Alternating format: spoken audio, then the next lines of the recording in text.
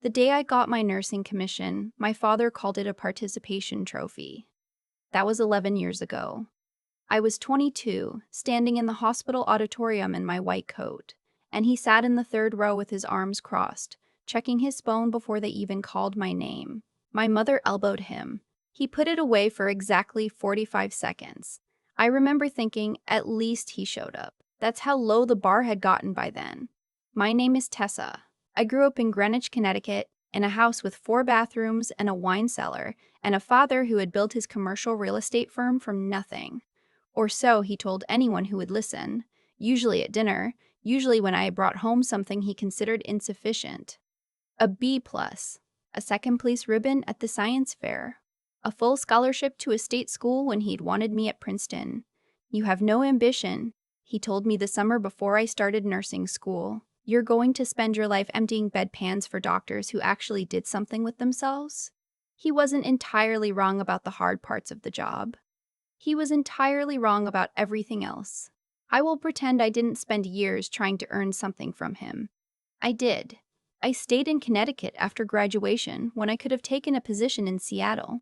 I came home for every holiday. I called on Sundays. I brought my grades, my promotions, my certifications, stacked them like offerings at the base of something that was never going to move. When I made charge nurse at 30, he asked if that was like an assistant manager at a grocery store. I stopped trying after that, not dramatically, not with a speech or a door slam. I just stopped, and then I met Cal. His full name was Calvin Reyes, and he was an Army combat medic on his second deployment when I treated him at Walter Reed for a shrapnel injury to his left shoulder that had been improperly cleaned in the field. He was 28. He had dark eyes, and this particular way of going very still when he was in pain, like he'd learned to just absorb it without advertising it. I noticed it on the first day. I asked him about it on the third. My drill sergeant told us pain is information, he said. You acknowledge it, you process it, you don't broadcast it. That's either very wise or very unhealthy, I said. He laughed. It was the first time I'd heard him do that. We talked every day of his recovery, about his family in San Antonio, a mother who taught middle school, a younger brother who wanted to play college baseball, a grandfather who had served in Vietnam and kept his medals in a shoebox under the bed, not because he was ashamed of them, but because he thought real honor was a private thing. About my family, which I described carefully. The way you describe a neighborhood you used to live in had some beauty to it and some things you're glad to have left behind. When he was discharged, he asked for my number. 3 months later, he drove 12 hours from Fort Bragg to take me to dinner at a restaurant in New Haven that I'd mentioned once, in passing, that I had always wanted to try. I was in love with him before the appetizers arrived. He proposed 2 years later on the back porch of his grandfather's house in San Antonio on a Thursday evening in October, with the old man sitting in his rocking chair pretending to read the newspaper and grinning at the sky the whole time. The ring had belonged to his grandmother. It was a simple oval sapphire, slightly worn on one side. I said yes before he finished the sentence. We planned the wedding for the following spring. We wanted something real, not small exactly. Cal had people he loved. I had my mother and my 2 aunts and a handful of close friends. But not a production. We settled on a venue outside Charlottesville, Virginia. A farm property with a converted barn, 220 guests, outdoor ceremony if the weather cooperated, which the forecast said it would. My father, when I told him, immediately asked how much it cost, and then asked why we were doing it in Virginia when I had grown up in Connecticut. I said because that's what Cal and I had decided. He said Cal's opinions on the matter were interesting, given that Cal was. And here he paused with the particular drama of a man who knows he's about to say something cutting. A medic, not a doctor. He's a decorated combat veteran, I said. So were a lot of people, he said. That doesn't pay a mortgage. I should have taken that as a sign. I had taken so many signs over the years and filed them away under that's just how he is, and he means well, and you know how your father gets. My mother filed them there too. She had been filing things there for 34 years of marriage, and I think by that point the drawer was so full she couldn't get it closed. But she kept trying. The morning of the wedding was perfect. That sounds like something you're supposed to say, but I mean it in a very specific, physical way. The sky was that pale, clear blue, that only happens in Virginia in late April, and the fields around the barn had this early green to them. And when I woke up in the bridal suite at 6:30 and looked out the window, I had a moment where I felt something I hadn't felt in a long time. Settled. Like the ground under my feet was actually solid.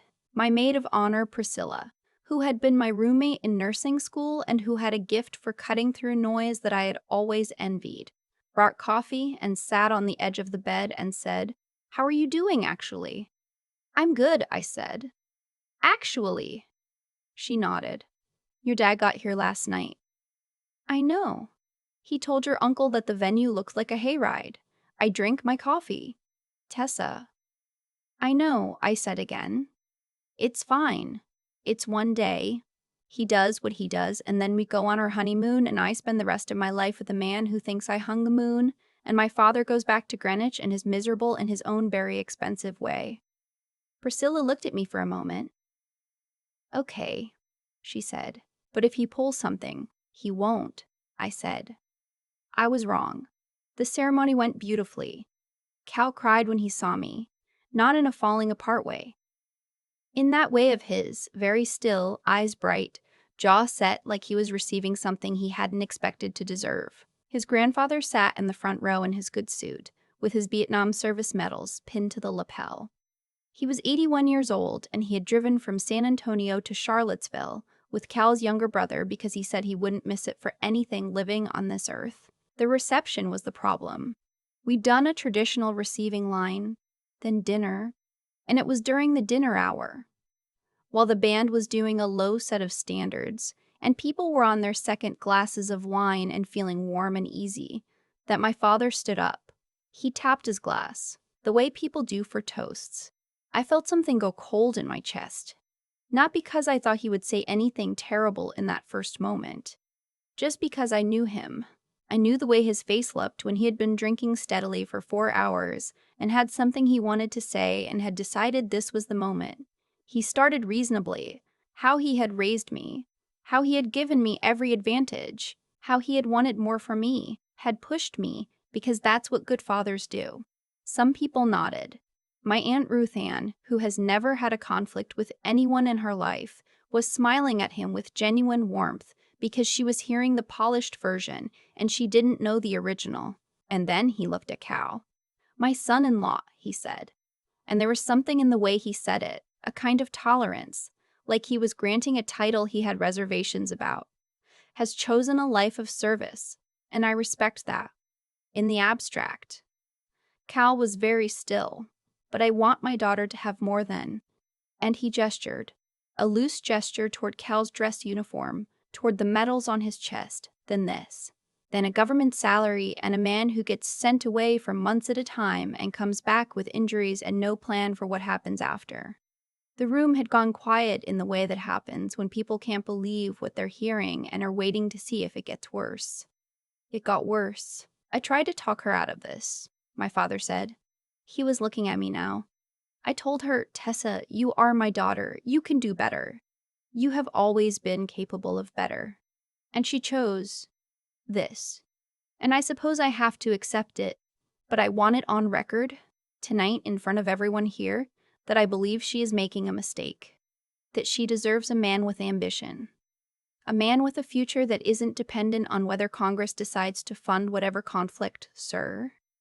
The voice came from the back left of the room. I turned. I had met Brigadier General Howard Webb twice before. Once at a family event of Cal's, once when he and Cal had run into each other at the VA in DC, where I happened to be doing a volunteer shift. He was 63 years old, with close-cropped gray hair and the kind of bearing that doesn't announce itself. It just exists. He was there because Cal had served under him during his second deployment. He was there because he had told Cal, apparently, that there were a handful of soldiers in his career he would travel any distance for, and Cal was one of them. He was not a man who raised his voice. He didn't raise it now. He stood up from his table, the table where he had been sitting with Cal's grandfather, and Cal's mother, and Cal's brother. And he looked at my father with an expression that I can only describe as patient, the way a person is patient with something they have seen before and know how to handle. "I'd like to say a few words," he said. if you don't mind." My father, I think, didn't know who he was looking at. He made a vague gesture of permission and sat down. The general didn't move to the microphone. He spoke from where he stood, and the room was quiet enough that everyone could hear him perfectly. "I have commanded units in 3 combat theaters," he said. "I have written letters to more families than I want to count, and in 31 years of service, I have met maybe a dozen men I would trust with my life without a second thought." He paused. "Staff Sergeant Calvin Reyes is one of them." He turned slightly, addressed the room rather than my father specifically, but everyone knew who he was answering. "This man," he said, "ran into direct fire to pull 2 soldiers out of a burning vehicle. He did it without orders because he saw that it needed to be done and he was the one standing there. He has treated wounds under conditions that most people cannot imagine, and he has done it with a steadiness and a care that I have seen trained physicians fail to match. He has deployed twice, he has served with distinction, and he has done all of it with the kind of quiet integrity that cannot be faked and cannot be bought." He looked back at my father now, directly. "You mentioned ambition," he said, "and a future, and what your daughter deserves." He let that sit in the air for a moment. "I'd suggest, sir, that a man who runs toward the thing everyone else is running from has a great deal of ambition. It's just not the kind that shows up on a balance sheet." He picked up his glass. "To Tessa and Cal," he said, "to a life built on something that lasts." The room erupted, not politely. Genuinely, the kind of applause that starts in the chest before it reaches the hands. Cal's grandfather was on his feet. Cal's mother was crying. Priscilla was on her feet. Cal's mother was on her feet. The band had stopped playing and the guitarist started again softly, something low and warm. My father sat very still at his table. I looked at him. He was staring at the tablecloth. He had the expression of a man who has just heard something he cannot refute and cannot absorb simultaneously, and who is experiencing both of those facts at once. I did not go to him. Not then. Cal found me at the edge of the dance floor a few minutes later. He put his hands on my face, both of them the way he sometimes does, and looked at me and said, "You okay?" "Yeah," I said. "Are you?" "Yeah." He glanced back toward where the general was now shaking hands with Cal's grandfather, the 2 of them in a conversation that looked like it had been going on for years, even though they'd just met. "He didn't have to do that. He wanted to," I said. Cal nodded. "My grandfather asked him to dance?" "Your grandfather asked the Brigadier General to dance? There's a woman at table 7 he thought she might like to meet." I laughed. In the middle of everything, I laughed. And it was the real kind. The kind that comes from somewhere unguarded. We danced for 2 hours. My mother danced with Cal's brother. Cal's grandfather danced 3 songs in a row with the woman from table 7 and was absolutely delighted with himself.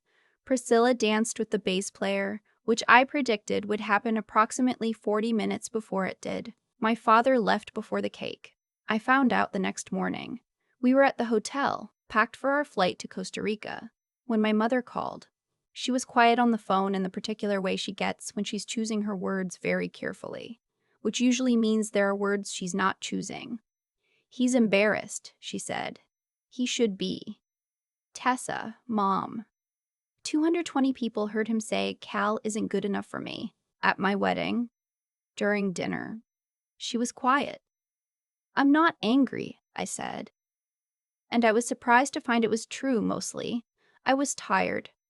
I was tired in the specific way of a person who has been carrying something heavy for a long time and has just put it down on the ground. But I'm not going to pretend it didn't happen, and I'm not going to be the one who calls him. She understood. I think she had been waiting, in some way, for this particular thing to happen for a very long time. We went to Costa Rica for 10 days. We stayed in a small house outside Monteverde, in the cloud forest, where it rained every afternoon at 2 and the hummingbirds came to the feeder outside the kitchen window, and everything smelled like wet earth and flowers. Cal read paperbacks, and I slept more than I had slept in years, and we cooked dinner every night and talked for hours. About the future. About Fort Bragg, and my job offer in Raleigh that I'd been sitting on for 6 months, and what a life built together actually looked like in its practical details. About my father. "You don't have to cut him off," Cal said one evening. We were on the porch, rain coming in sideways, the forest invisible past 30 feet. "I know, but you don't have to keep filing things in that drawer either." I looked at him. "What drawer?" "The one where you put everything he does that you decide to absorb." He wasn't harsh about it. He was just precise. "I've watched you do it for 3 years. You absorb it, you file it, you keep going. And it works, but it costs you something." I didn't say anything. "You don't have to decide anything tonight," he said. "I'm just saying I see it." That's the thing about loving someone who is trained to assess a situation clearly and act without panic. They tell you what they observe. No drama, no agenda. Just, "Here is what I see." I called my father 3 weeks after we got back. It was a Wednesday evening. I had just gotten home from a 12-hour shift. I sat at the kitchen table in my scrubs with a glass of water, and I dialed his number, and when he picked up, I said, "I need you to listen, because I'm only going to say this once, and I'm saying it without anger, which is harder than it sounds." He was quiet.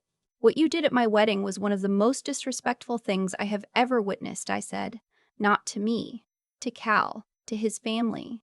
To every person in that room who served or who loved someone who served. You stood up at my reception and told 220 people that my husband isn't good enough for me. And the only reason you're still someone I'm willing to speak to is that I believe people can change if they decide to. I'm not certain you'll decide to, but I wanted to give you the information." He started to say something. I let him. "I know," he said finally. "I know." These 2 words from him were something. They weren't an apology. They weren't an explanation. But I had never heard him say them before. Not about anything, and I recognized them for what they were. The first small movement of a very large and very stuck thing. It didn't fix everything. These things don't fix in a conversation. But something shifted. 6 months later, he came to visit us in Raleigh, my father, in our apartment, drinking coffee at our kitchen table, asking Cal questions about the Army with a careful awkwardness that was miles from where he'd been before. Cal answered him without warmth, but without hostility either, the way he handles most hard things, with steadiness, with honesty, without performing anything in either direction. My father looked at our bookshelves, at the framed photo from the wedding, the one Priscilla had taken of me and Cal and the general and Cal's grandfather all standing together, laughing at something, all of us caught in a moment of real ease. He looked at it for a long time. "He's a good man," he said. "Not to me, not to anyone in particular. I let it be what it was." Cal's grandfather passed away the following January. He died in his sleep in his own house in San Antonio, which was exactly the way he would have wanted. At the memorial service, Cal spoke about him, about the shoebox as medals under the bed, about what it meant to someone young and unsure of himself to grow up watching a man move through the world with that particular kind of quietness, not hiding anything, not performing anything, just being what he was. I sat in the pew and held Cal's hand and thought about legacy, what it actually is, how it travels.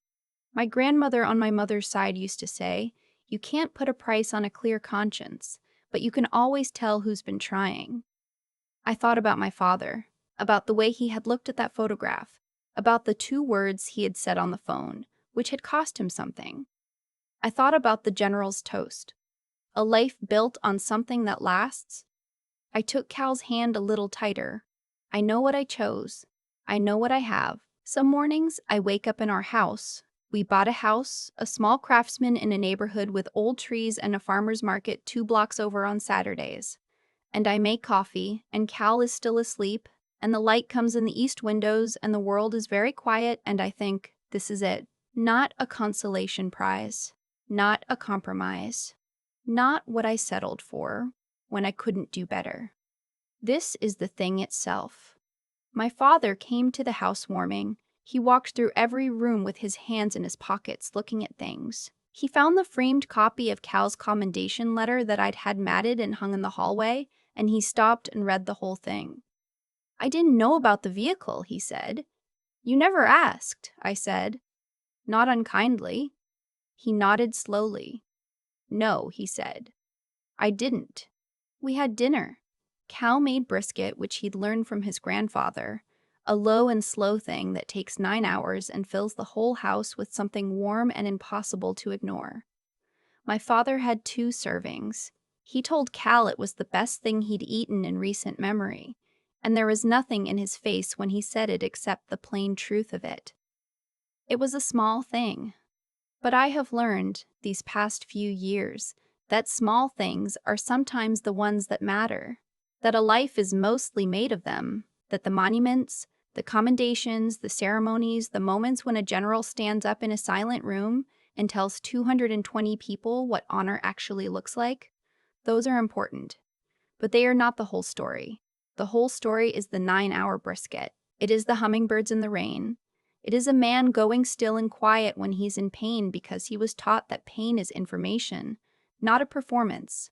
It is a woman from a house with 4 bathrooms learning, slowly, that emptiness and square footage are not the same thing as a life. It is Cal's hand in mine at his grandfather's memorial, and the way neither of us had to say anything, because there was nothing to say that we didn't already know.